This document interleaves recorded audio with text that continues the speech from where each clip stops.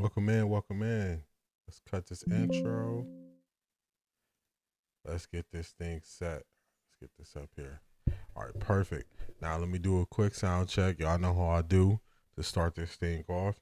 We are here on a Wednesday. We are checking in on a Wednesday. This is the midweek check-in for Cleveland Browns fans. All right.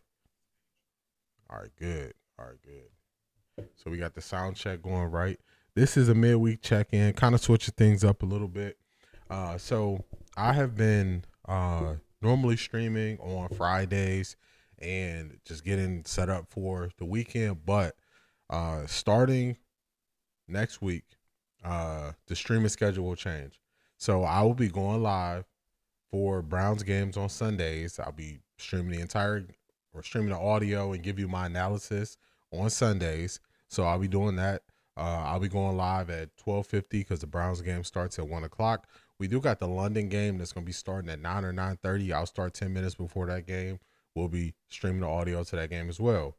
But the change will be, instead of me streaming on Fridays, I'm going to do a Monday stream, potentially starting at 10:30 on Monday. So I'll be doing a Monday morning stream so we can, after we have one night's sleep, we got time to digest what we saw in the Browns game. We'll be doing Monday morning quarterbacking, and we will be reviewing or going over everybody's feelings. So on Mondays, I definitely want y'all to tap in. I will have a couple things I'll go over that I saw, but then it'll be heavily focused on the reaction. So the viewer reaction. So tap in, send your chats too. I'll be reading all the chats. Y'all know how I interact with y'all. So that's what we'll be doing on Mondays. Then instead of waiting to stream till Friday, I'll be streaming on Wednesdays. And the reason why I'll be streaming on Wednesdays is because as the days pass, you start to get more of the stats that come out. So I want to look at some of the stats so we just have a little bit better insight. So then we can look at the Browns' next opponent stats. We can look at stats for the Browns for their previous game. At that point, I've had time to watch the All 22 to see if I still view things the same way I did on Monday, or if some of it has changed once I've seen All 22. So those are some of the changes. I like to be flexible. I saw some reactions, and I saw some things, and I was like, okay, it's time. It's time to switch up the schedule some, just so we can get the people what they want. Because it's all about the viewers. It's all about y'all. Shout out to y'all for always tapping in.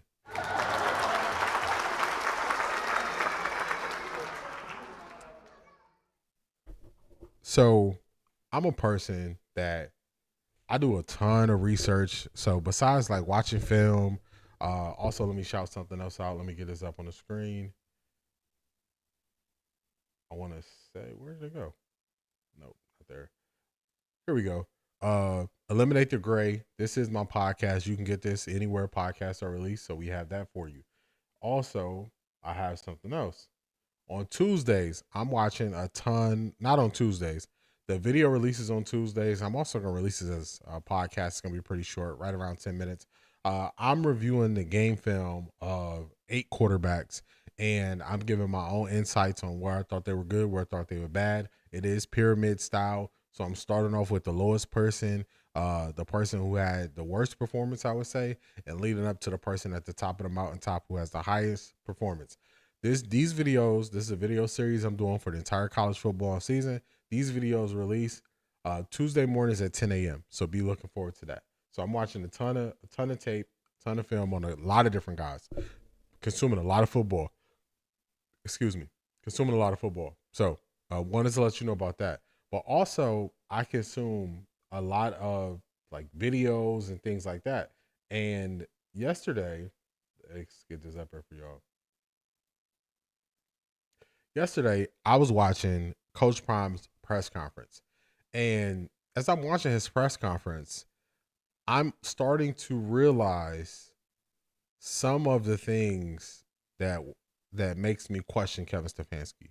So this year, the Browns had a full quarterback competition, preseason training camp. I thought it was a bad idea. I thought that they were going to take reps away from everybody who needed reps by having 4 quarterbacks here. Funny thing is now people are starting to see it and they're saying, hey, maybe their time is off because they didn't get all the reps together. Okay. This is something that, some people, you should have saw that coming. But okay, we'll leave it as. But also, Coach Prime, he is going to say the title to one of my videos, and I'm not saying he watched the video. I'm just saying it's an alignment with how we're thinking and viewing the situation. And let's start it here. This is going to be Coach Prime. I'm going to play a little bit more of this because the Cleveland Browns had a quarterback competition, a faux one at that. Colorado's in the midst of a quarterback competition, and they're going based on guys' performance, and that is what is giving guys the opportunity to perform and play. So here we go.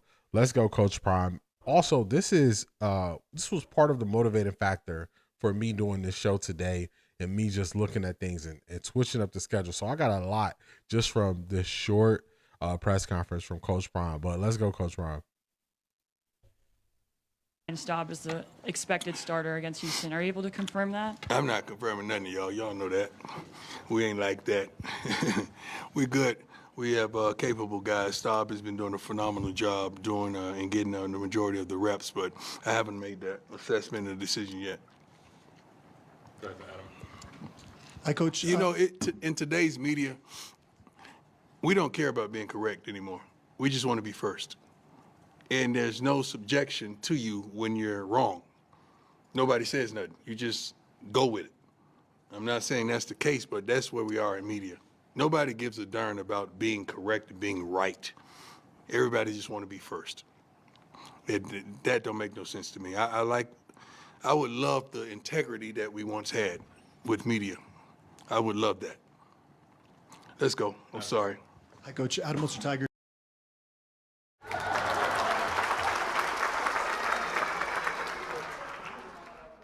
I totally agree with Coach Prime there. So when I got into this thing, at first I thought that people in the media, I started to question them because I started to notice that a lot of times they were not watching the games. They were speaking on them. They were watching the highlights. They were watching clips. They didn't have a full understanding. It was basic things they didn't know about the teams they were watching. And I was like, man, maybe this is me just feeling overconfident about how much work I'm putting in on the back end before I even, get up here and click go live. But now I'm starting to realize it's not just me. I had a mini rant a couple months ago where my stream was, do you want to be first or do you want to be right? And it was essentially what Coach Prime is saying here.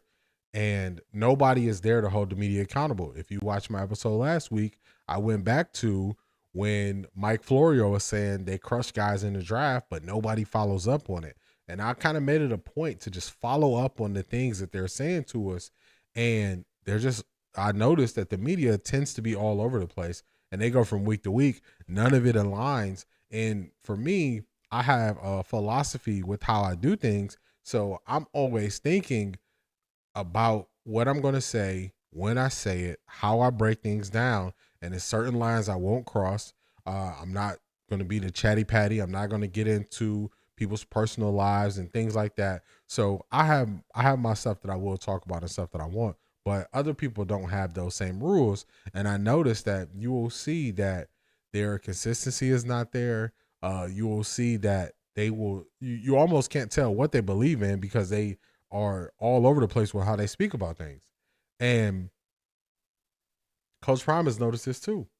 And he's saying, who is going to pull the receipts? Who's going to pull the receipts? When these things are happening and nobody is here to, come back and double check it. That's why sometimes it seems like I got a slow setup. Man, that just reminded me of something else I wanted to add. I had a receipt. I had a receipt thing that I was putting together. I wasn't able to add it to my stream deck, but I'll get it added because I'm going to be one of those people that pulls receipts. Now, when you are new in this space and you're working to build up credibility, people just look at you and they look at you as a face, but they don't know if you're putting in the work. They don't know if you're watching the film. They don't know. So you got to do things to show them that you're credible.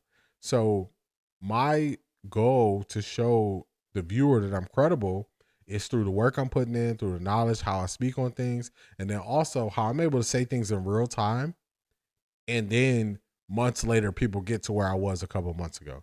So that's something that I'm always saying. So I know last week I was saying, hey, what's going on, Beast? Shout out to you for being here.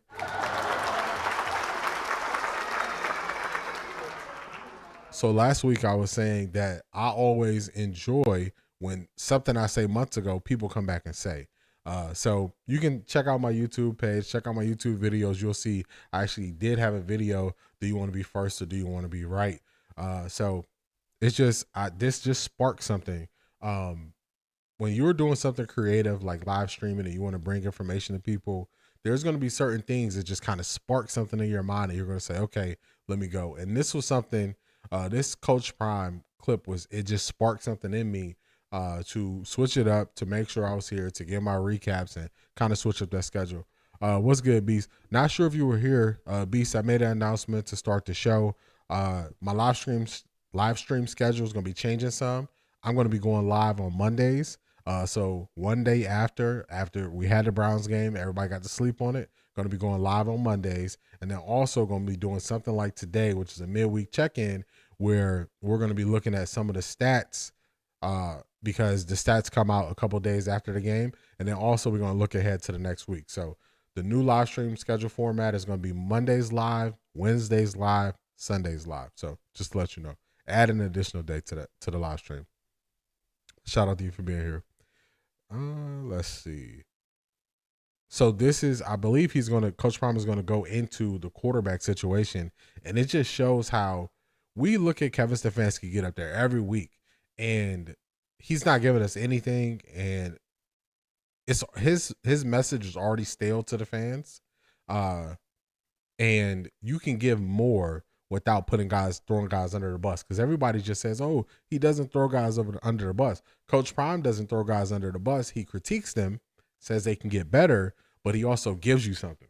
So I think that a lot of times people create their own problems with them trying to be coy, or them trying to protect something or not say something. They just talk in circles and get the same questions over and over again. So it's a little bit more 24/7 Sports. We just had Simeon Price in here. He mentioned that he was in the portal for about 6 months, and it was kind of in a dark place. What's it been like to see him get this opportunity and run with it? First of all, he deserves it. Second of all, you talk about a great kid, a character kid, a kid that loves this game, loves everything that comes with it, the education, academics, the leadership that we have in the building, not just the young men that he plays with, but the type of coaching staff that we have and support staff when it comes to academics and all. Phenomenal human being, man. I'm proud to have him a part of this team. Hey, Coach. Pat Graham, How you Associate doing, Press. man? How you doing? Hey, when you're making a decision on a quarterback, I know we talked about you're not naming Yeah. a starter, but what factors do you go into it, and how much do you kind of factor in what the team thinks, and just not to make change for change's sake? Oftentimes, what the team thinks may not be correct. Oftentimes, what the fans think, or the media, it's got to be what we as coaches have come to the conclusion what best fits us for where we're headed.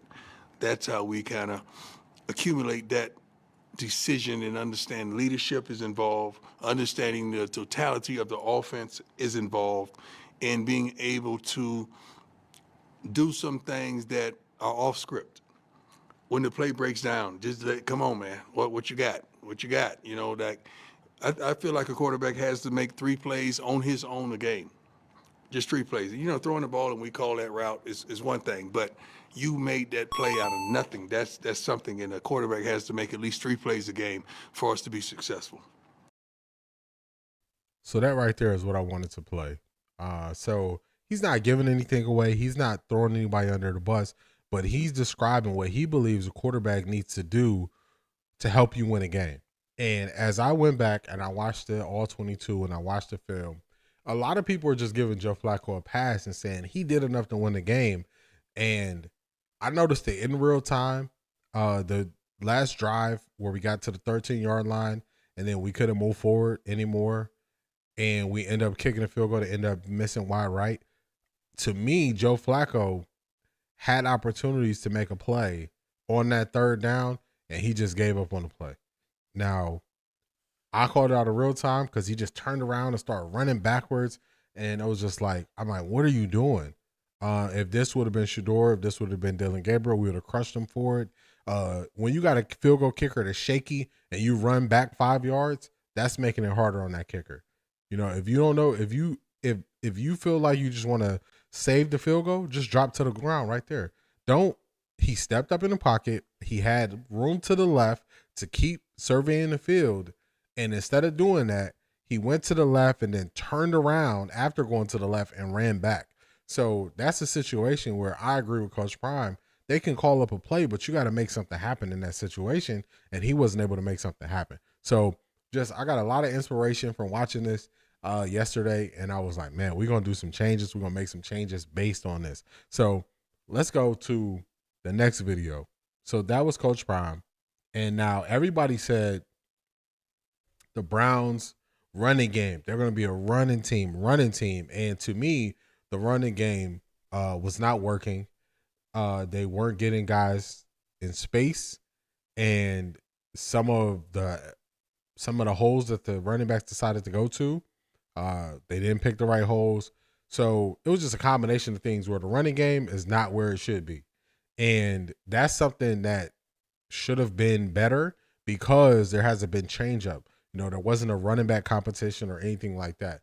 So that was a head scratcher. So I'm not the only one to notice. John Greco used to be offensive lineman for the Browns. He noticed it. This is going to be him calling out what he needs to see in the running game. So let's go.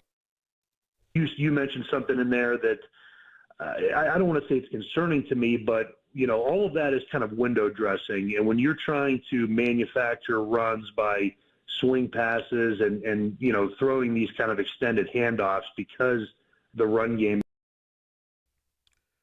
I agree. Quinshawn is going to be a beast. One thing about the way Kevin Stefanski calls the run game, it's always designed for you to have a cutback. And for some reason, Jerome Ford has never been able to make that cutback in the wide zone scheme.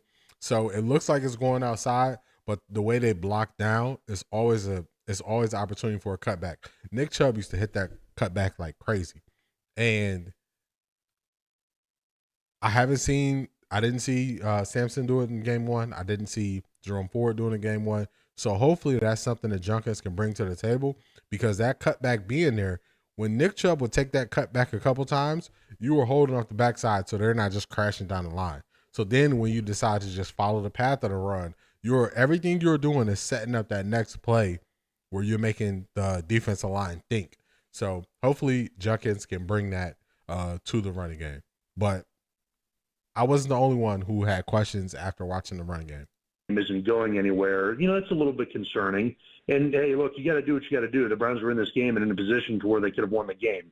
And then we could have dissected, hey, they won, they're 1-0, but you know, why couldn't they run the ball a little bit more effectively? And then we can get into that. So yeah, I'm sure, you know, Kevin and the offensive coaches, there's a million plays on that Denny's Wendy menu card. And, you know, they kind of, you know, green check mark some of the plays throughout the week, you know, as the guys execute them at practice. And then they say, you know, this just doesn't make sense this week against whatever defense the opponent's, you know, running, or, you know, what they have success against, you know, opposing offenses. But yeah, you know, they were in a position where they had to try to manufacture yards some way, somehow. And that's what they had to resort to. But, you know, moving guys around, I think that they're still, you know, in kind of the infant.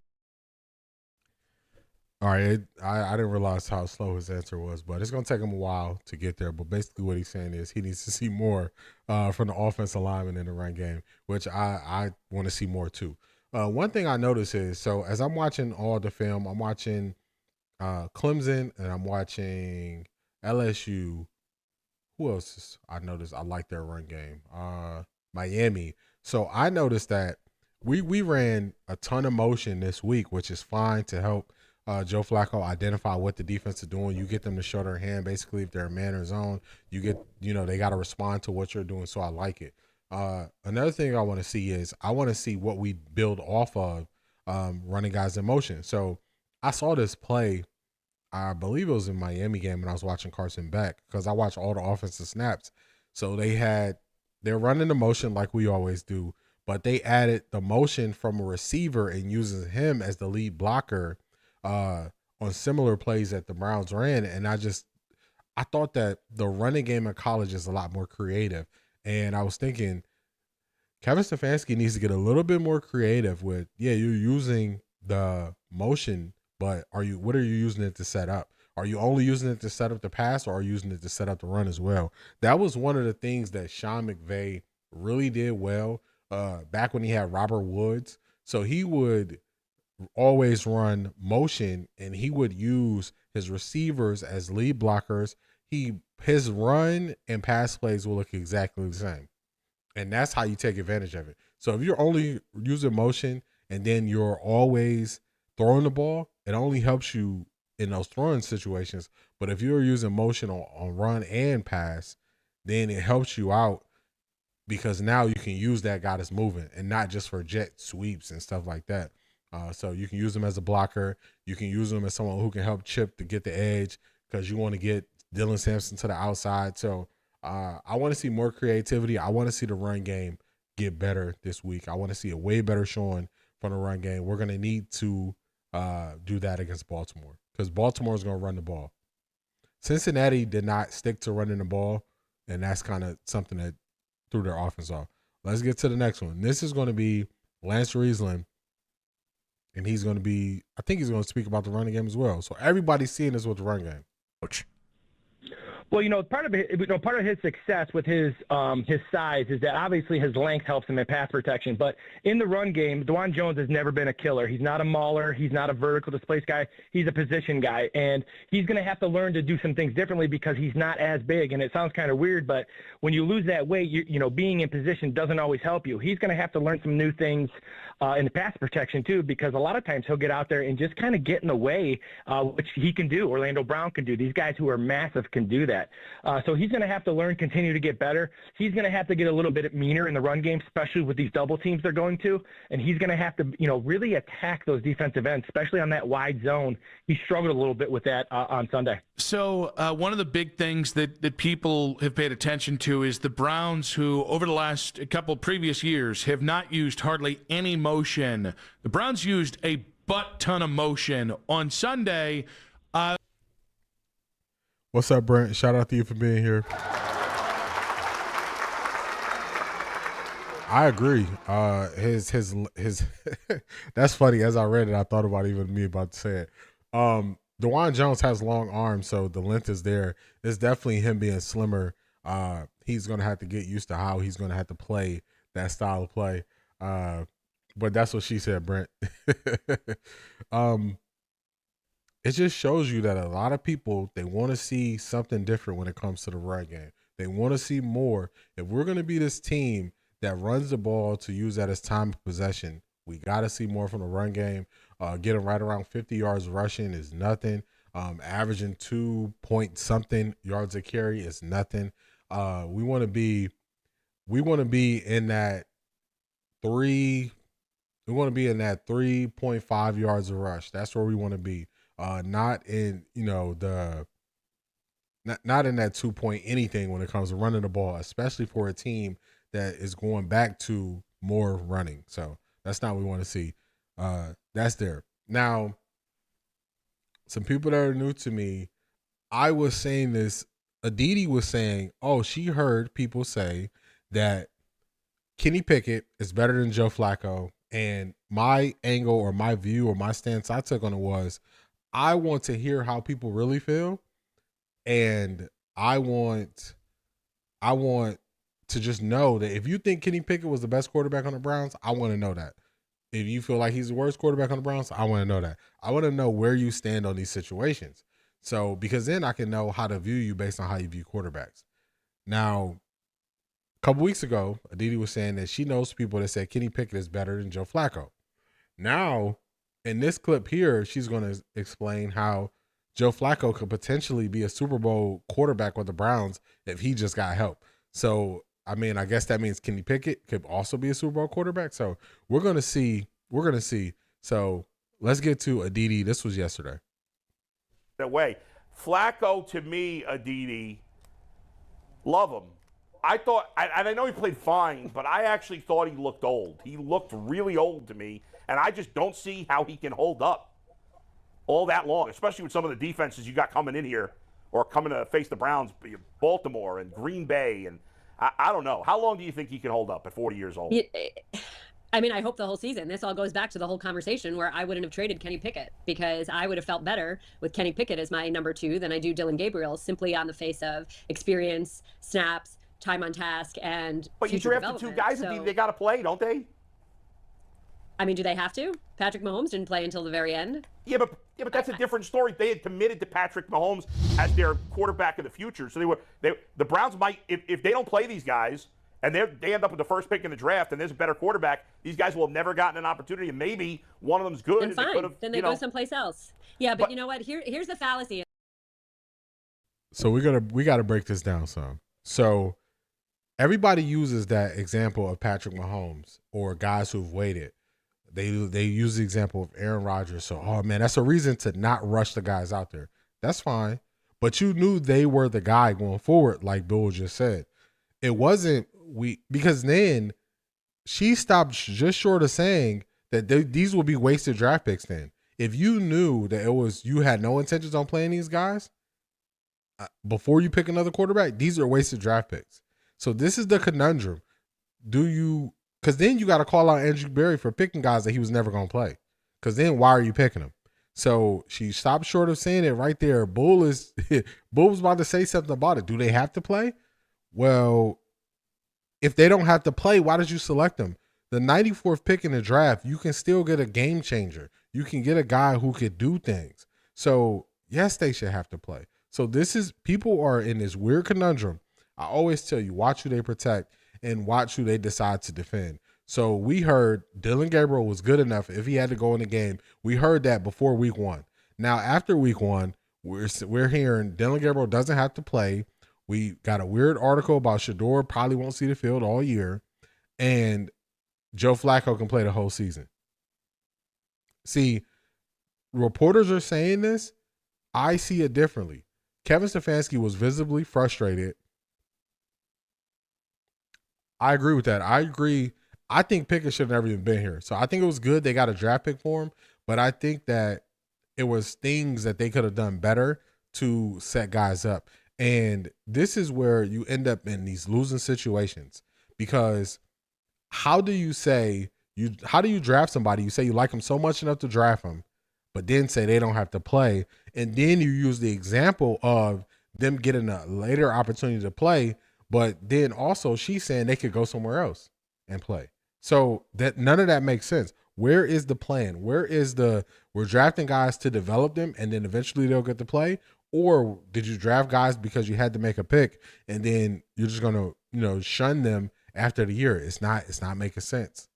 It's not making sense. So people during the preseason, during training camp, during the offseason program, they have a plan. What we are realizing is they don't have a plan. Because if we go based on the breadcrumbs they're feeding to the media, nobody can tell me what the plan is. In the summer, the plan was we're going to develop these guys and let them get better and give them opportunity to play. Now we're hearing breadcrumbs of Flacco might play all year and they don't have to play at all. Those two things don't match. And then she even went a step further and said they can go play somewhere else. So then you drafted them for no reason. So I'm not seeing the plan here. It's just more questions than answers. That's why I started with the Coach Prime clip, because what Coach Prime is speaking is clear. Yeah, she's all over the place. She was yelling about Kenny Pickett being better than Flacco. You know what happens when you've never played a sport, you've never been on a team, you've never been in leadership positions outside of your home. It's hard for them to think about everybody and how it looks on everybody. So saying, oh, Joe Flacco can play all 17 games. If the Browns end up, which I'm not saying I want this to happen, but if the Browns end up at 0-5 and you just keep running Joe Flacco out there, you're going to lose the whole team. So that's the thing that people who haven't played or haven't been leaders of people, they don't realize that morale is a thing. The locker room morale is a thing. Why is there a term losing the locker room? How do you lose the locker room? You lose the locker room by sending guys out there who aren't performing, and you keep giving them opportunities. So it's just people who haven't played, they don't understand that there are decisions you can make that can make things go bad, and people are not giving their all. So it's gonna get more. It's more to this. In that, Adam, if one of them was that lights out good, if one of them was truly the future of the franchise, you'd be seeing them.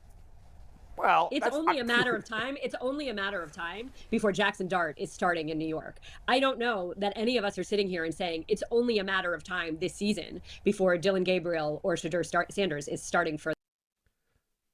Dillon Gabriel is second string on the depth chart. Saying you don't know if it's only a matter of time before he plays is crazy. Joe Flacco is one hit away from Dillon Gabriel being a starter. What do you mean that? Oh, nobody. That's how they have aligned this. That's how they have set this up. So this is where I say, like, they start the fumbling. When you on script and you're having a conversation with them or you're asking them questions, they can go down that script. As soon as you ask that next question, they start scrambling and fumbling. Oh man, we're gonna see Jackson Dart. Okay, so we're gonna see Jackson Dart because they decided he's gonna be the future. They made a decision early that we're going to pour into him, and when he's ready, we're going to let him play. Supposedly, the Browns did that with Dillon Gabriel, but now the Browns media is backtracking on that with Dillon Gabriel even being ready, even though Dillon Gabriel got the bulk of the reps the entire offseason program and all training camp. The plan ain't there. The plan ain't there. For this team. Neither of them had a camp like Jackson Dart did. I know, but it's also because Jackson Dart was a first-round pick and those guys were not. I would just rather. Exactly. So then again, why wouldn't you want it? Assuming the Browns can't win anything. Either of them is I'm sorry. Go ahead. No, I'm sorry. I mean, like the Browns, they're not going to win anything. Why would you not want to see what these guys got? How are you saying that week one? Because I live in reality. You can't win without a quarterback in the NFL. Adam, give some credit to the Browns defense. I gave a ton. All I've been doing is giving credit to the Browns defense. It played great. Look, give some credit to the Browns defense and what they did to that Bengals offense. It's not only about the Bengals starting slow on offense. That Browns defense played really well. My expectations for that Browns defense are literally through the roof. I've said from the beginning, my question has been at corner and solving that situation, but the Browns defense looked really good to me. I don't know why you'd be giving up on this season after week one. Because I don't know why you're sitting here and saying, okay, I mean, did you see the Steelers defense? Because they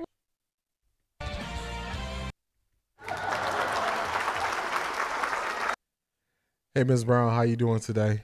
Welcome in. Welcome in. Looked awful. The Steelers can't win the Super Bowl either. To the Steelers defense? You can't win a Super Bowl without a good quarterback. We know this. Okay, so why? So you start the conversation by saying that the Browns receivers didn't do any favors to Joe I didn't Flacco. say that. G said that. There was no run game. The panel. Look, the Browns receivers didn't do any favors to Joe Flacco. There was no run game to speak of, and the line wasn't quite as good as we expected it to be. So why are you sitting here and saying it's only on Joe Flacco? Joe Flacco's still throwing that he can. He's still showing that he can throw the ball and that he can place the ball accurately, and he's still got a lot of juice on that ball. So it sort of feels to me like you're just trying to find little scapegoats as opposed to wait a minute. The game of football is about a bunch of puzzle pieces that fit together. It's not only on Joe Flacco here. I know that. I'm not blaming Joe Flacco at all. I blame him 0% for the Browns losing this game. I'm just saying I'm living in reality. You're not going to win a Super Bowl with Joe Flacco as quarterback. You can't do that. It's not realistic at this point. All right, I'm not. You know what? I don't feel that way right now. You think they could win a Super Bowl? Help. You know, I think if he can get some help. Yeah. Okay. Brent, I agree with you. Nails on the chalkboard. I struggled through that because I wanted y'all to hear what she said. So, Miss Brown, you got it. She was taking up for Kenny and see what he's at. So I don't believe anything she say. I wanted y'all to hear that. I just was saying that before I played this clip. I played the clips before where she's saying Kenny Pickett is better than Joe Flacco. Now she's saying you can win a Super Bowl. The Browns team with Joe Flacco can win a Super Bowl. That's gonna be a no. That's gonna be a no. I rewatched the All 22, and at first I was giving Joe Flacco a pass on the interception that he threw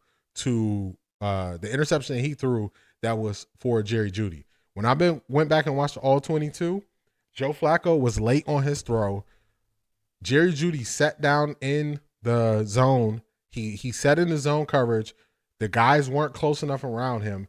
Joe Flacco threw the ball 3 or 4 yards away from Jerry Judy. That's why he had to dive and try to catch it. Yeah, she all over the place. She's all over the place. So I just wanted y'all to hear her say Joe Flacco can win the Super Bowl with the Browns this year. So I'm a diehard Browns fan, been a Browns fan my entire life. I don't believe the Browns, this team can win a Super Bowl. This team, we're going to see this week. This team cannot score enough points to compete with the Baltimore Ravens, the Buffalo Bills, just in the AFC, the Kansas City Chiefs. We can't score enough points.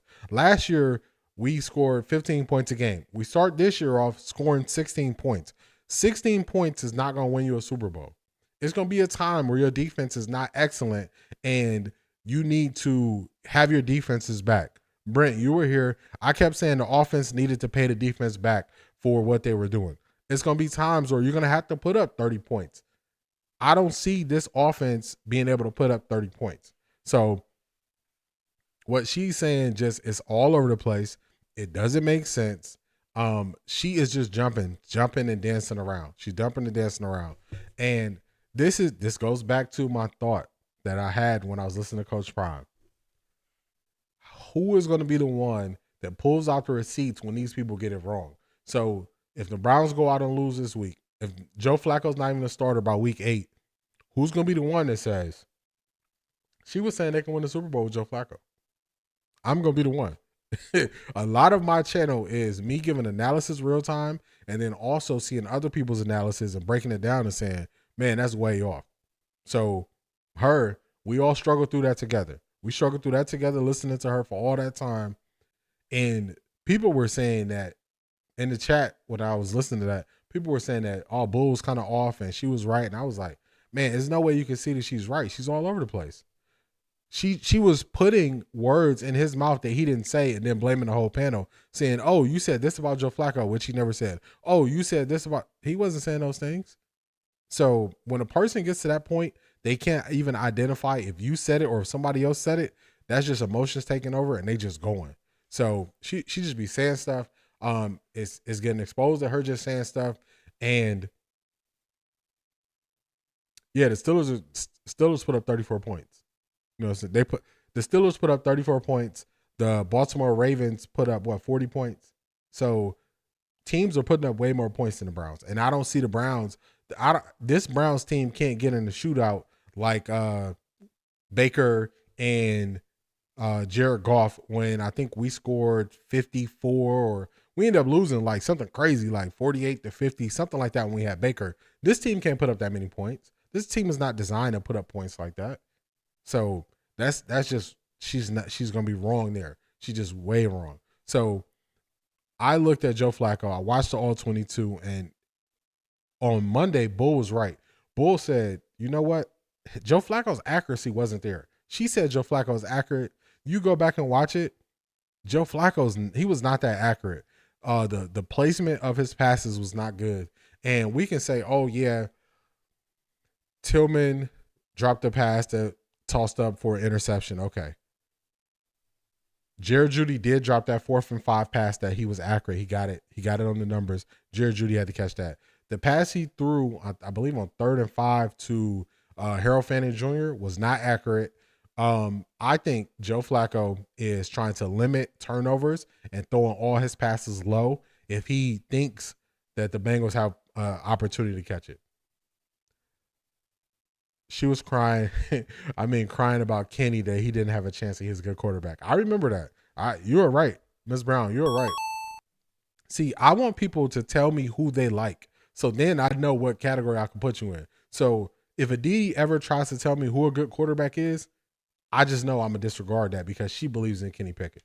So that I don't mind if we don't agree. Just put out there who you believe in and then we'll go from there. Shout out to what's up, Jeffrey?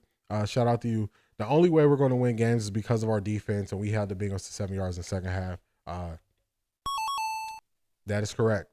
Another person who's getting the pass in this whole situation is Kevin Stefanski. I know a lot of people think that it's just piling on Kevin Stefanski, but Kevin Stefanski is the offensive play caller. We have an offensive coordinator, but Kevin Stefanski calls the plays. So Kevin Stefanski is known for a great first 15 of scripted plays. Once we get out of that, Kevin Stefanski's offense is not as good after it's out of the scripted plays. And to me, it was our second, I think it was our second to last drive in the fourth quarter when we missed the field goal. Kevin Stefanski went super safe. He went super safe. We ran a play to the left to Dylan Sampson, didn't get anywhere. Then we ran a tight end screen out of 12 personnel. Now, the reason why I don't like the tight end screen out of 12 personnel is because they're going to keep their linebackers in when you're in 12 personnel because you got the potential to run. So you don't have the advantage when they have more linebackers when you run a tight end screen because they got guys ready to tackle. You run a tight end screen with one tight end on the field and they have they're a nickel defense. Then you have the advantage because your big guys are hitting smaller DBs. And so I didn't like that play call.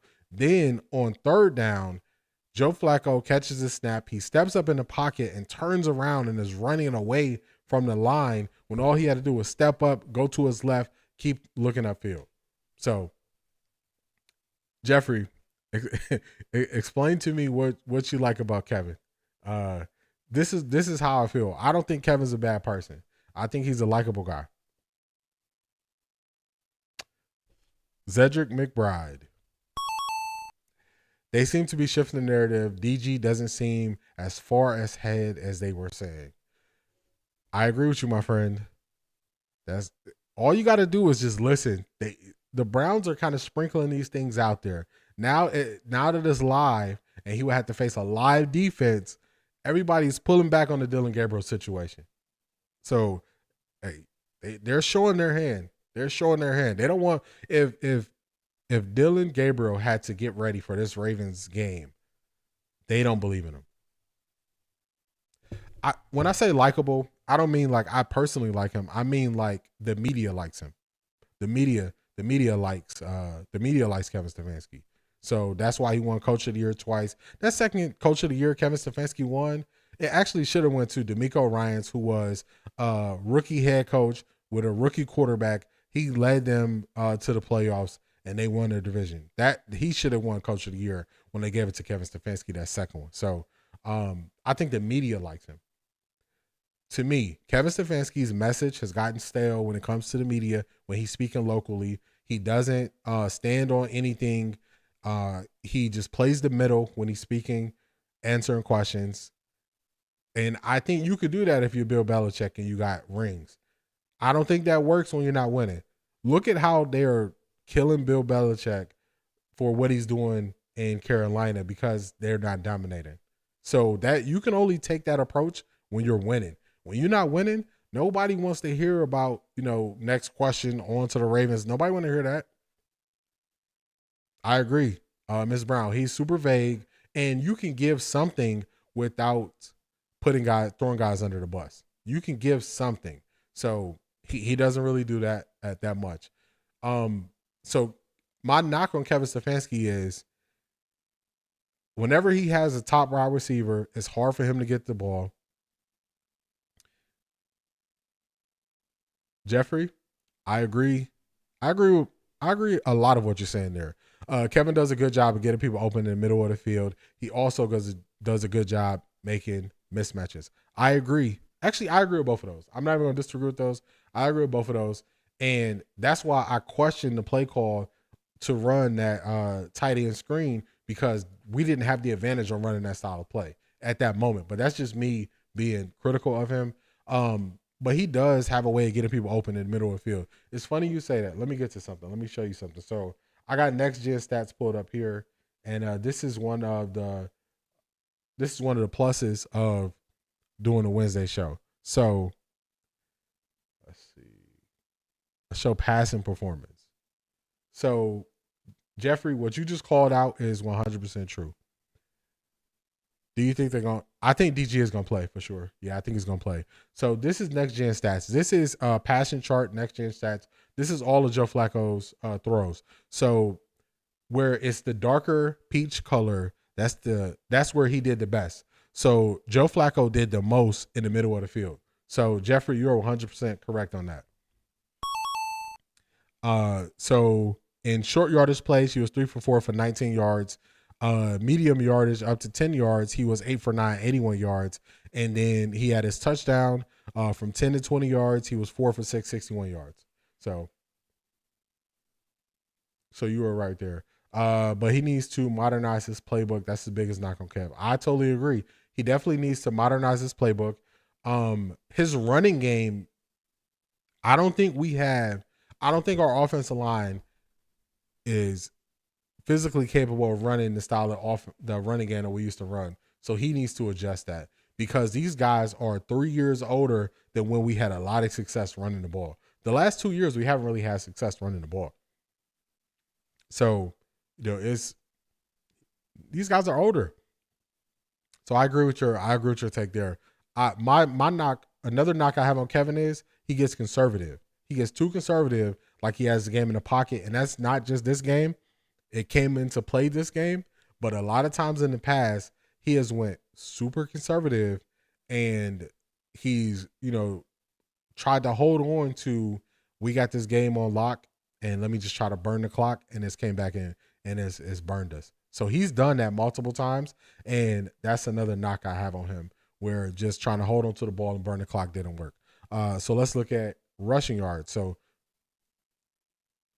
I totally agree. We need runs to the outside. So let's see. This is Dylan Sampson. So this is next gen stats. This is where he was able to get yards. So when we were running, we did 1 run to the left, we got 3 yards. 4 attempts to the right, the inside guard spot, inside right, we got 4 attempts for 11 yards. To the outside, so wide right, we got 4 attempts for 15 yards. So we had the most success running wide right. So some things I liked about what Kevin called. In the first half of the game, he ran it was almost like a pseudo screen that he ran where he got Lucas out to the right and through to Sampson, which was good. And then also he ran a similar play with a toss to the right to Sampson that I thought was good. But definitely, you got speed, you got to get more outside. When Joe started getting sacked, it's over. He's going to be shocked. I agree. He panicked a lot. So on that last drive where I was saying that Stefanski got conservative, he wouldn't allow Joe to push the ball downfield. He panicked. He panicked and turned around. All right, my bot got you, but let's read this, Jeffrey. But I think Joe Flacco talked to Kevin to open up a playbook a little bit more because Joe Flacco threw 2 picks that wasn't on him. And I think that's not going to happen again. It'll be on my terms.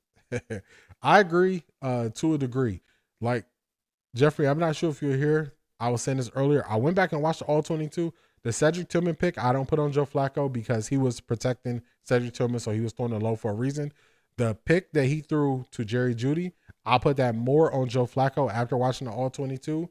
Because Joe Flacco, he had him open and he made him dive out of his spot to get to the ball. Let me see something.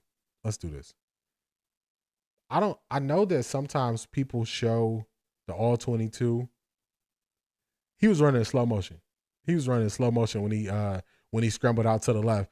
If with Dylan Gabriel, that would have been 7 or 8 yards. Shedeur, that would have been 7, 8 yards. Flacco, it was 3 yards when he scrambled out to the left. Let me do something real quick. I'm going to see if I can show y'all that one play. The one play where he threw the interception to Dylan Gabriel. Now, I know I can't show a lot of stuff. I can't show a lot of stuff with NFL on live. But let me see if I can show y'all this one play. Let me try to find it here. And I'm going to show y'all the back angle, the All 22 angle of when Joe Flacco threw that interception. Because then you'll see I think it was something that, hold on. I'm not saying it was a catch that he couldn't catch, but I think the pass was off target. Let me see. Let's get to this.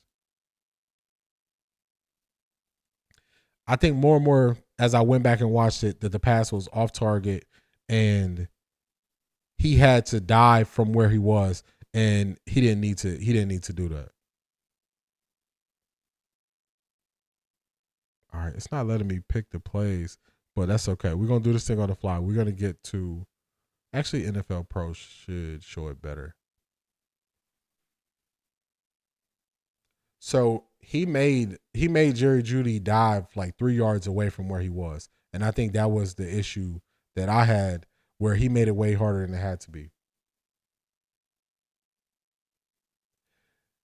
Jerry Jeudy, I agree with you, Jeffrey. I don't know why Jerry Jeudy likes to catch the ball like that, but he does. He lets the ball get so close to his body. I think that's kind of why he runs into issues. But let's see. Okay. Oh, we got the game here.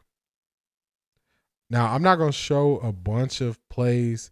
I am going to go to the one play. Box score stats, pro preview. Let's go pro preview.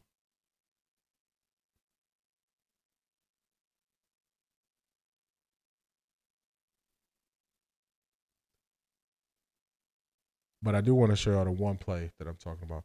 But I wish Joe Flacco was 34 because him and Kevin want the same things out of offense to have similar minds. Yeah, I think Joe Flacco thrives in what Kevin wants to do. So I don't think that's the issue. I think he's just we're getting the oldest version of this Joe Flacco. So all right, we're gonna take it. Yeah, I want end zone. Let's go to third quarter. And I appreciate y'all patience while I'm pulling this up for y'all. I just want to find that pass where it was actually an interception. So,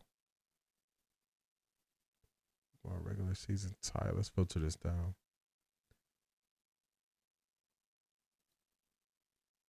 Play results. Interception. Apply filters.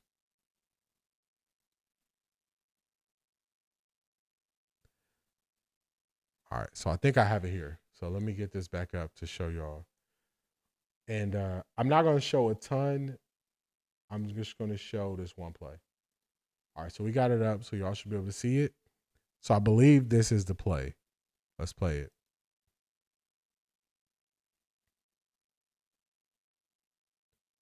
So when you look at it, let's rewind it. Or actually, let's play it. Let's play it through.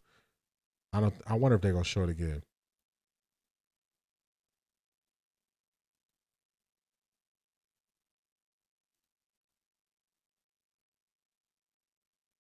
So this play,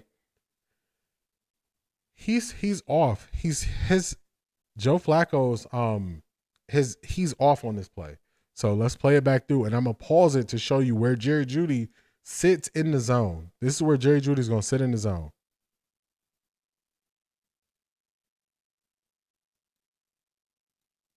So look where Jerry Jeudy is. Oh man, y'all can't see it. Let me scroll down just a little bit more. Dang. So how can I get this so y'all can see it? I want y'all to be able to see it. On y'all side, y'all can't even see Jerry Jeudy on the screen. That's what we're gonna do. We're gonna do it live. Let's widen this thing up some so y'all can see Jerry Jeudy, where he's at on the screen, and how Joe Flacco throws this. Slide this over. So y'all see Jerry Jeudy, he's at the bottom left of the screen. Jerry Jeudy's at the bottom left of the screen, and this is why I say Joe Flacco was off. He was off on this throw. Now we see where he is, and we see where the stripes are going down the field. Flacco's going to throw this ball closer to the stripes. There we go. That's better. So y'all see Jerry Jeudy. Jerry Jeudy's at the bottom left of the screen. This is the interception he threw to Jerry Jeudy. Look what Jerry Jeudy has to do. Jerry Jeudy has to dive all the way over to try to catch that pass. That's off target. and that's on Flacco. I know the result, and everybody says, "Oh, this on Judy. Judy got to catch that." That's a tough throw, and Joe Flacco makes it harder on him by where he placed the ball. So that's the result of it. Once it finishes, I'm going to play it one more time straight through so y'all can just see the play and see that Joe Flacco was off on this. This is it straight through. Jerry Jeudy sitting in the zone. He throws off target. So after I watched all 22, I was like, man, that is more on Joe Flacco than I actually thought. That's more on Joe Flacco.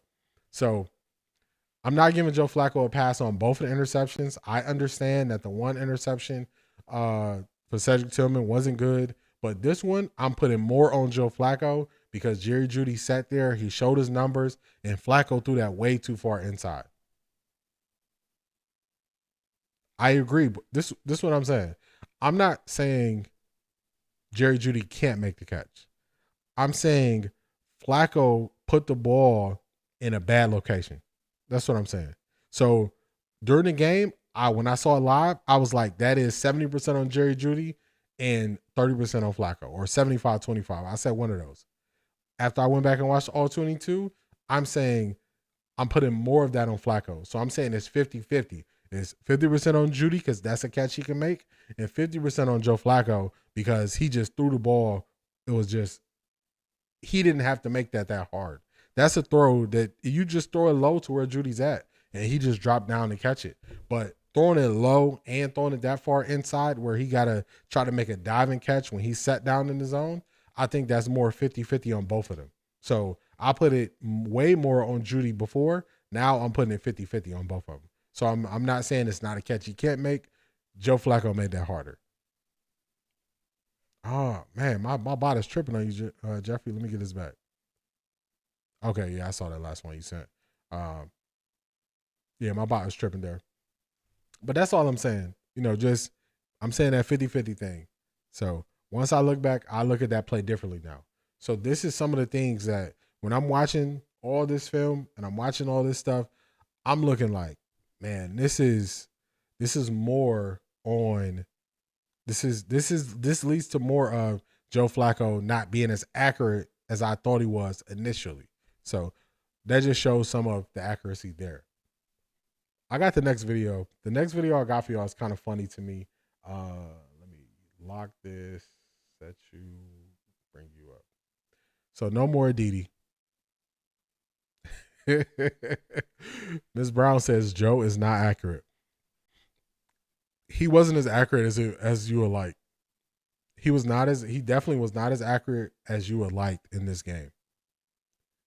Now, this is everybody's favorite. It's funny. I call Mary Kay and I call Tony Grossi everybody's favorite because basically nobody likes them. But Mary Kay is going to say something. So in the thick of things, when we're having this quarterback competition, she's writing about it every day. She's never questioning if it was going to mess up the timing of the offense and the camaraderie.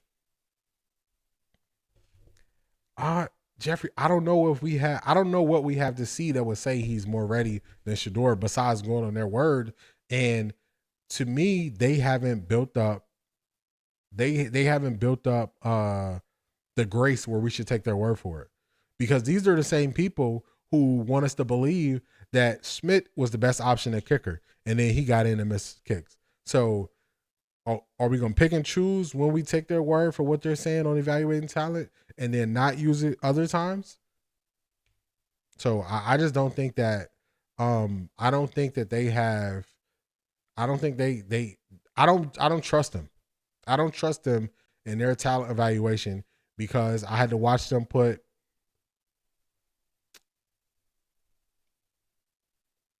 I won't even argue the process. If you want to say he processes better, I'll give it to you. I won't even argue that. I won't argue that. I would say that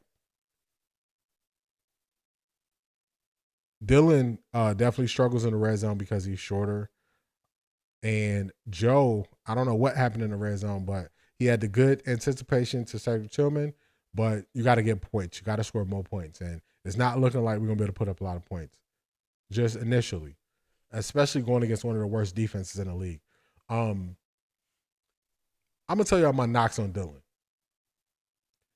these are my knocks on Dylan from the time we drafted him before we get to what Mary Kay says. My knocks on Dylan were, when I watched all the film I can find on him from college, it was a highlight tape for his offensive line, tight end, and receivers. That's what I saw. I never saw those moments. Like, if you were here early, Coach Prime said, your quarterback has to do 3 things where he got to make something out of nothing, and that helps you win a game. I didn't see any of those things with Dylan. I saw Dylan playing in the offense, and that's what I saw from him. I didn't see him. I saw him throwing to Tez Johnson and him making crazy plays. I saw him dropping back, having all the time he need without the pressure on him to throw the ball. That's what I saw from Dylan in college. So my knock on him is the Browns need a quarterback. Y'all see it. The Browns need a quarterback who can make something happen out of nothing, and it's not just about Kevin Stefanski scheming things up, because when Kevin Stefanski schemes it up, but the offensive line don't block long enough, you need a guy who can make something happen. You need a guy who can make something happen. So I can he play in structure? Sure. But once they get enough film on him, see, I don't know if he could be Brock Purdy. I think he could be more Tua. I think he can have a couple great years, but I think once they get some, I don't know about great. I would say he can have a couple good years. Tua has some great years, but I would say Dylan can have some good years. Once they get tape on him, crack the code, you got to blow the team up. And if that's going to be the thing, I don't even see you going down that path. Look at Tua. Look how bad Tua looked. Everybody thought Brian Flores was crazy because he didn't believe in Tua. Now, Mike McDaniels might lose his job because he believed in Tua. So when you make these decisions, and it don't matter what I think about Dylan Gabriel, Kevin Stefanski wanted Dylan Gabriel, put Dylan Gabriel out there. But you got to live with the person that you hitch your wagon to. So, Kevin, you hitch your wagon to Dylan, go out there, hit your wagon. Let's see what he got. I'm not rooting against him. I just don't think he's a game changer. Now, game manager, I think he could do that. The difference is, for him to be Brock Purdy, he would need to go to some NFC championship games. He would need to go to, the Super Bowl. Brock Purdy had an amazing team around him. Brock Purdy doesn't look the same without all those great weapons around him. The Browns don't have those weapons, so that's another reason why I'm not expecting that much from Dylan Gabriel.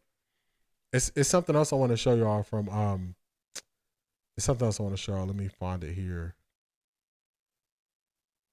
From the game, and this goes right into what you're saying about Dylan Gabriel, and I'm saying Dylan Gabriel needs the perfect situation and weapons around him. Let's go back to next gen stats. Let me get this switched over. How much separation do you think our receivers and tight ends and stuff made in this game?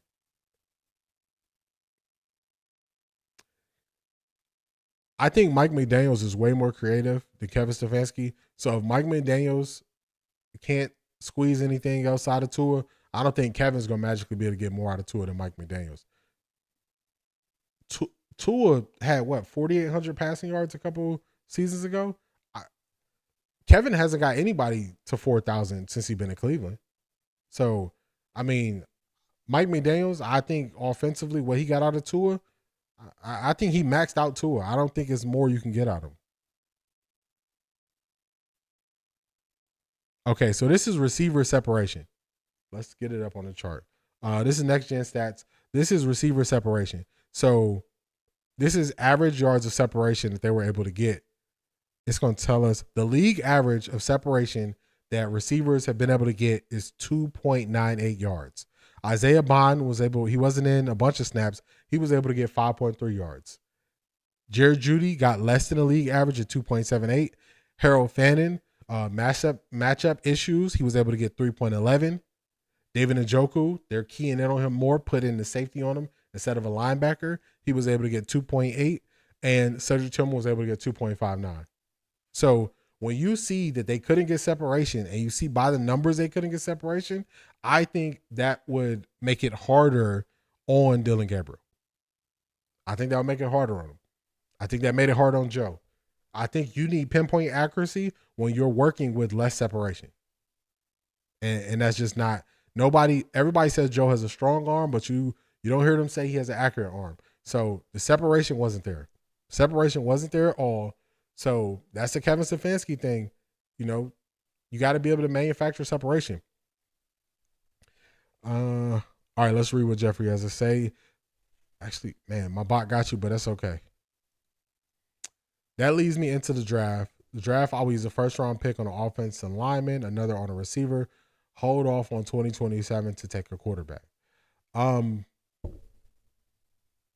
It's way too early for me to call this. This is what I would say. I like your approach. I like what you're doing. It depends on where you end up at. Number one overall, I'm not going to say the name. It's one quarterback.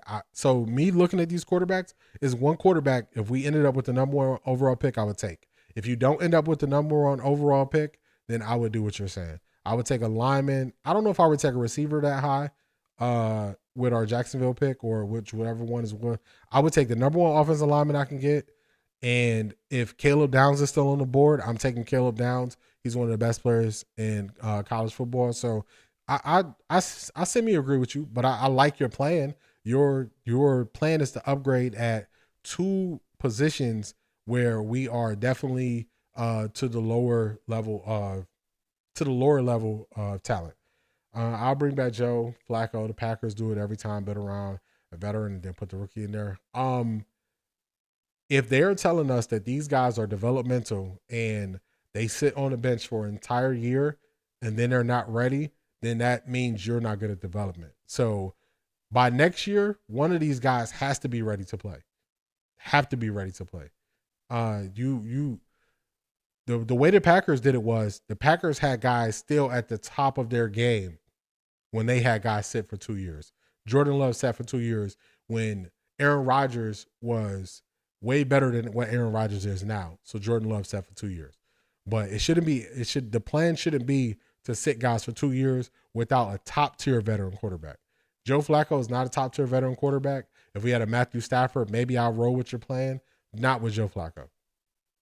With Joe Flacco, who most people say won't even make it through a year, these guys got to be ready if they sit a whole year. They got to be ready by next year. By next year, then I got to knock your development. Let's get to everybody's favorite, Mary Kay. That was good. You brought up the separation because that was something I wanted to get on. I wanted to talk about that separation. But this is something I called months ago. Now Mary Kay said it. Concerned. I thought Joe did his part. I think he's surrounded by a lot of young players. I think it's a new offense, and I think he doesn't necessarily have all the chemistry that he's going to have with Mary Kay. When you was reporting and you were so hyped that they were doing the quarterback competition and all this stuff, now you're talking about camaraderie. And Beast, you're right. Cleveland Browns go through a lot of quarterbacks. We go, since Kevin Stefanski's been here, on average, we play about 3 to 4 quarterbacks a year. Mary Kay, you was hyping up this quarterback competition. I called it early. I said, if Flacco's a starter, name him starter so he can get that camaraderie down. I said this months ago. What I'm realizing is reporters are not doing analysis in the summer. They're reporting, so they like the stories. They get the clicks. And then when it comes to football, they hear somebody else say it, they repeat it. Now they're saying, man, the camaraderie's not there. You think? They need all the snaps. When they played Philadelphia, or not Philadelphia, when they did the joint camp with Philadelphia, they said Jalen Hurts got 90% of the snaps. Joe Flacco, if he was going to be a starter, he should have been getting 90% of the snaps. That fake quarterback competition they put on was a waste. It didn't result in us getting better in any way. Now this regular season start, and they talk about building camaraderie. I don't think we had a QB competition. I don't think we had one. I think they wanted to anoint Kenny Pickett. He got hurt. It didn't work.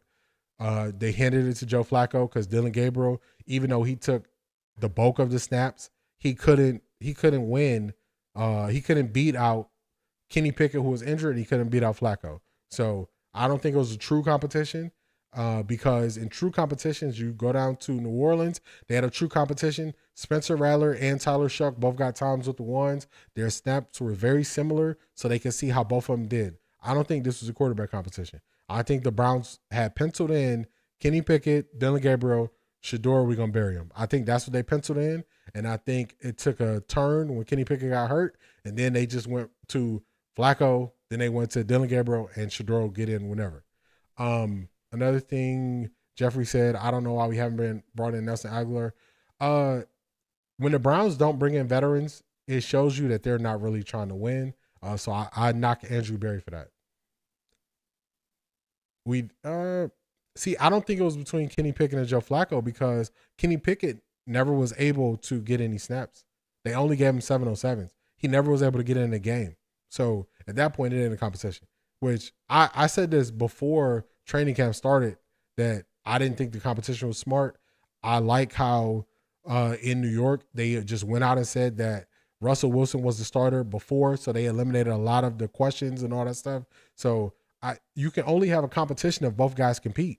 Kenny Pickett never competed, and it was due to injury, but he never competed. So how could that be a competition?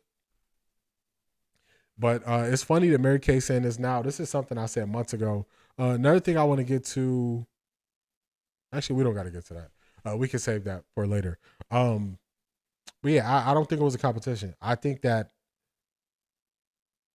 they put too many. They made it seem like it was a competition, but nothing you can do. So in a competition, you have to be able to move up and move down based on performance. Kenny Pickett still getting all those 7-on-7 reps, even though he wasn't able to go 11-on-11. He wasn't able to play in the games. That means he didn't move up or down. Even though he wasn't able to, he couldn't do anything to look better. And he didn't move up or down. So how could that be a competition? I never thought we was going to get Kirk Cousins once we signed Joe Flacco. And Atlanta fumbled that situation. They thought people would be more desperate for Kirk Cousins, and that wasn't the situation. I think once we signed Joe Flacco, I was like, we're out on Kirk Cousins. He costs too much money. Yeah, Barry, I don't know where you heard that from. Shedeur is not starting this week. He ain't starting this week. Yeah, I don't know where you heard that. This week he ain't starting. I haven't seen anything officially from the Browns. And another thing, the Browns would never say this early because practice for this week's game versus the Ravens just started. So they would never say this early that they're changing their starter. So they wouldn't do that. You'd be giving away your competitive advantage. So yeah, he ain't starting this week. Unless Flacco and Dylan Gabriel got injured away from the field.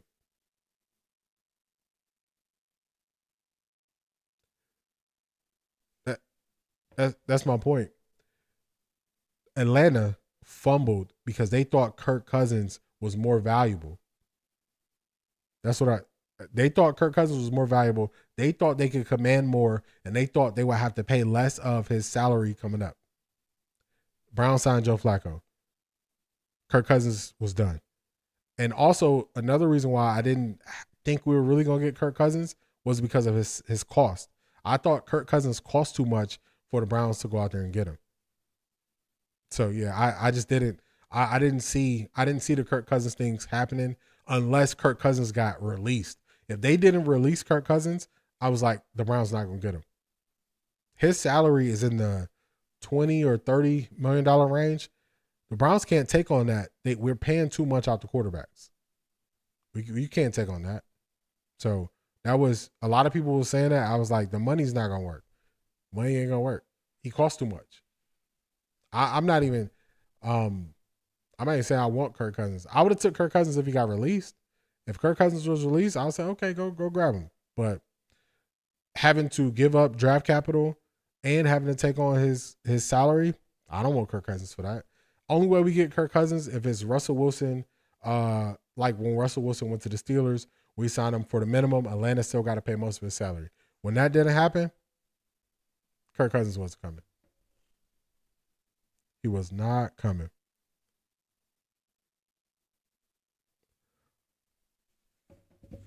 I think this has been a great midweek check-in. Didn't get too much on the Ravens, but I will say this about the Ravens.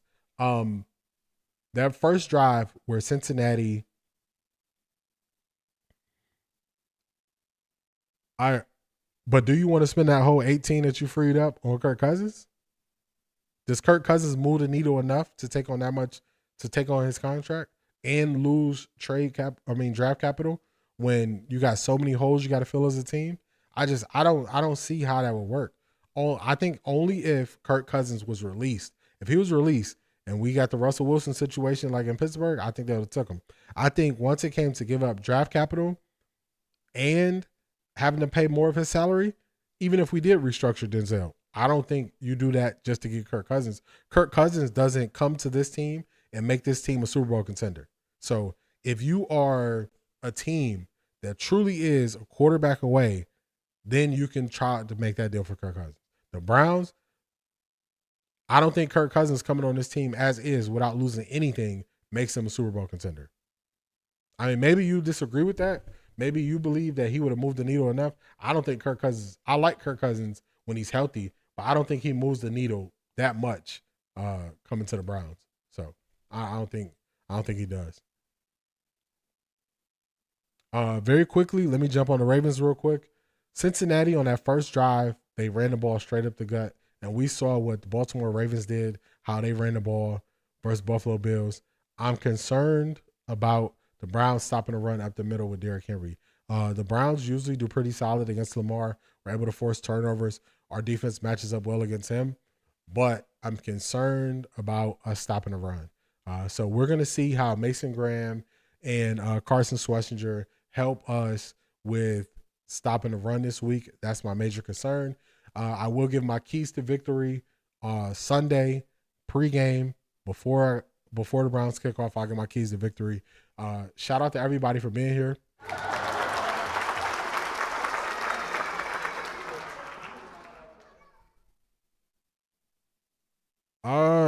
CJ, do you see Shedeur starting at all this year?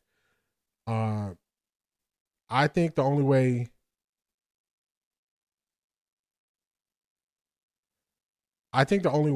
Shedeur is going to start is if Kevin Stefanski's job is on the line, unfortunately. Before the year, I would have said, yeah, I think Shedeur is going to get a couple games to start. The way it's looking, the longer, if it goes, let me tell you his path to starting. If we end up 0-5, 0-6, and they go make a change and they put Dylan Gabriel as a starter, I can see that 6 games down. I can see Dylan Gabriel getting about 4 games. I think at that point, we will try to figure out.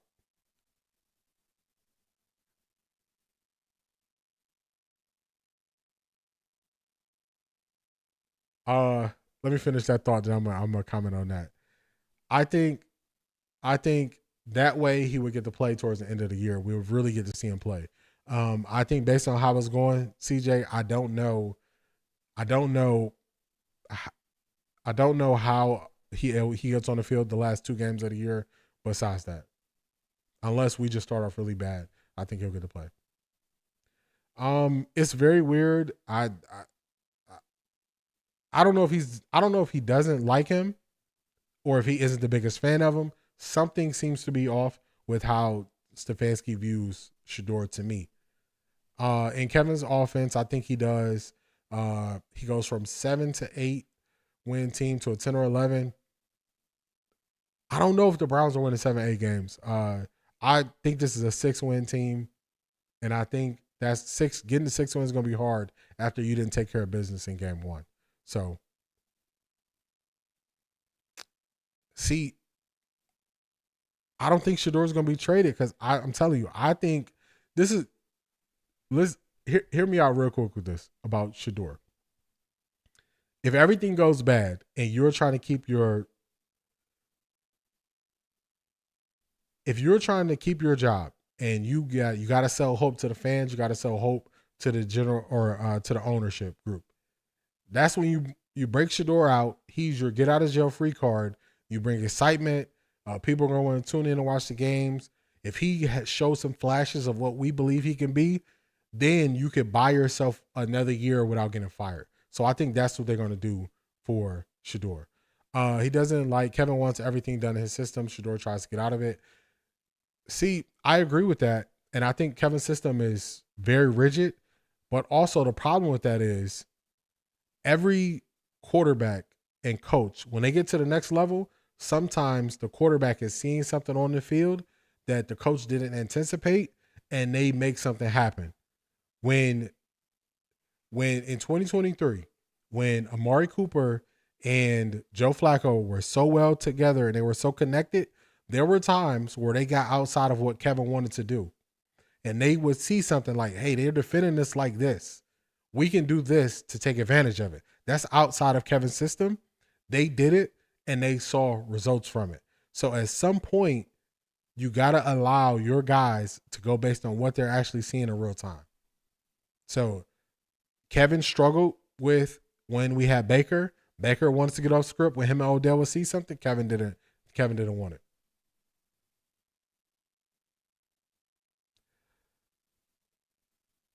See, this is I think to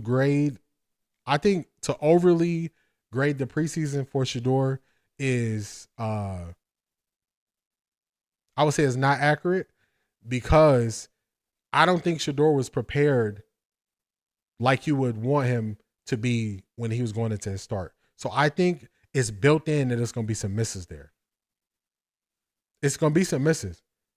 I always said Shedeur needed reps. You got to give him reps. So that's why I knocked the Kenny Pickett thing. That's why I knocked, we're going to stash and trade a quarterback and all that. You need to give him reps.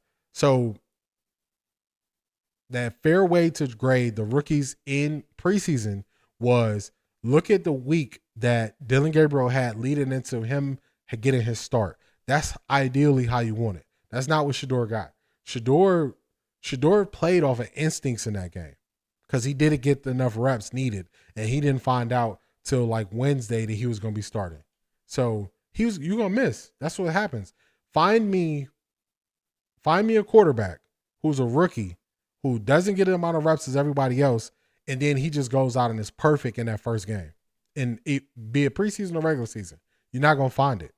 You need the reps to get on timing. You need the reps to be able to see what they want from you at quarterback, and he didn't get that. So, I mean, to overly grade it and overly criticize it, how could he? My question to you will be what leads you to believe he's not ready? If you tell me, this is what I'll agree if you say you don't like how he handled the pressure versus the Rams, I would agree with you.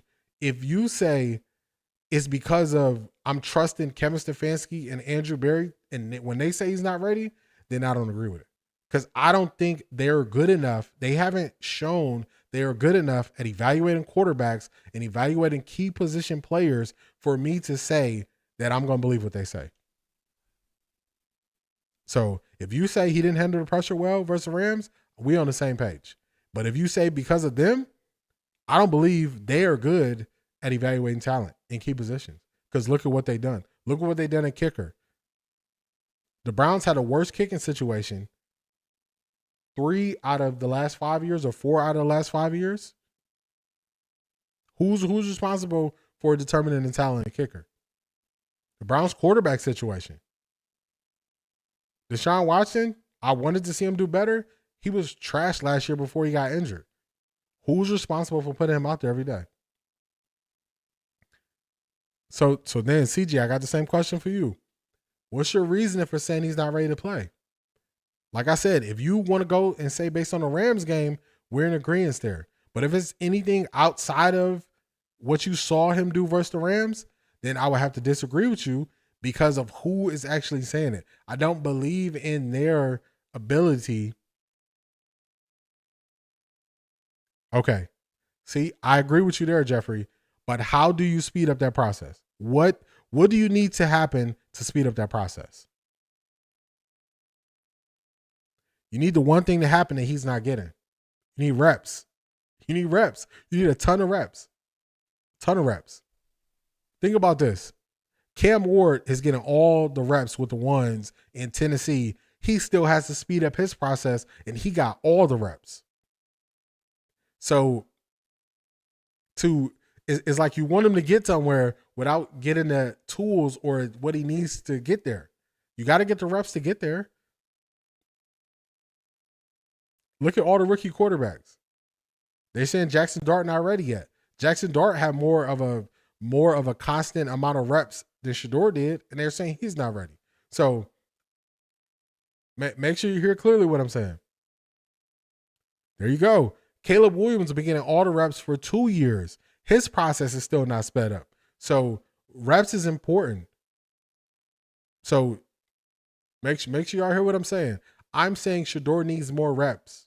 He needs more reps to get to where I think he can go. But if, like I said, if it's just based on Kevin Stefanski and Andrew Berry, that don't fly with me because I seen them every week when they kept putting Deshaun Watson out there saying he gave us the best chance to win and everybody knew he didn't. I have to look at how they view the quarterback position differently. So that's all I'm saying. Shout out to y'all. This has been great. I like everything that y'all been saying. I like this back and forth. This has been really good. I'll be going live. My live schedule's changed. I'll be going live on Sundays for Browns game, Mondays for the recap. We'll be doing a midweek check-in on Wednesdays. This is going to be the new schedule. Like, comment, and subscribe. And I got to get up out of here. I got to go. But I'll catch y'all in the next one. Peace.